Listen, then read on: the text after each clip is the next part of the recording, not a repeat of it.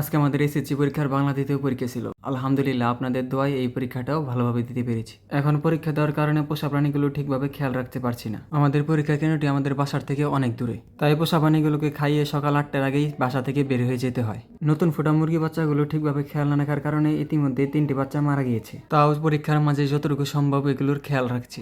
পরীক্ষার দিন সকালে এগুলোকে খাওয়ানোর জন্য অনেক সকালে উঠতে হয়। খাবার দেওয়ার পর বাড়তি খাবার দিয়ে যায় যাতে দুপুরে আসা পর্যন্ত কবুতরগুলো ওই খাবারগুলো খেতে পারে। সেই সাথে মুরগিগুলোকে বাড়তি খাবার দিয়ে যায় যাতে দুপুর পর্যন্ত খেতে পারে। অনেকগুলো মুরগির বাচ্চার সাথে একটি বড় মুরগি দিয়ে রাখার কারণে ওই মুরগিটি সবগুলো বাচ্চা ঠিকভাবে খেয়াল রাখতে পারছে না। তাই হয়তো সঠিকভাবে তাপ না পাওয়ার কারণে মুরগির বাচ্চাগুলো এভাবে মারা যাচ্ছে। মুরগি ও কবুতরগুলোকে খাবার দেওয়ার পর ভিতরে আটকে দিয়েছি। কবুতরগুলোকে পরীক্ষা দিয়ে এসে ছেড়ে দিব। কবুতরগুলোকে বাড়তি খাবার দিয়েও লাভ নেই, সেগুলোকে নিচে ফেলে দেয় কবুতরগুলো।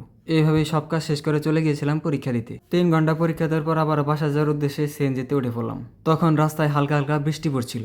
আমাদের বাসা থেকে এই পরীক্ষা কেন্দ্রটিতে সিএনজিতে আসতে প্রায় 30 থেকে 40 মিনিট সময় লেগে যায়।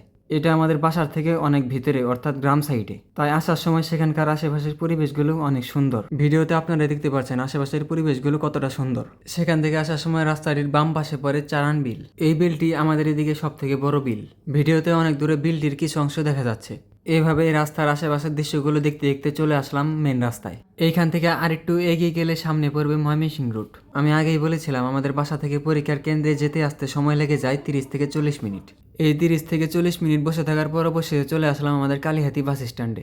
এইখান থেকে হাসপাতাল রোডেই আমাদের বাসা। এইখান থেকে আমাদের বাসা যেতে খুব একটা সময় লাগে না, তাই সিএনজিতে খুব অল্প সময়ের মধ্যে চলে আসলাম আমাদের বাসায়।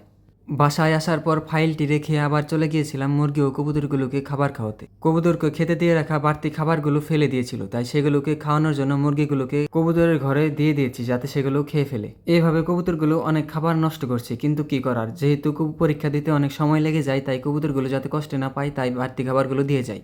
তারপর কিছুক্ষণ ঘুমানোর পর চলে গিয়েছিলাম নদীর পাড়ে ছোট ভাইদের সঙ্গে ফুটবল খেলতে। ভিডিওটি ভালো লাগলে অবশ্যই আমার চ্যানেলটিকে সাবস্ক্রাইব করবেন। সকলে ভালো থাকবেন। আসসালামু আলাইকুম।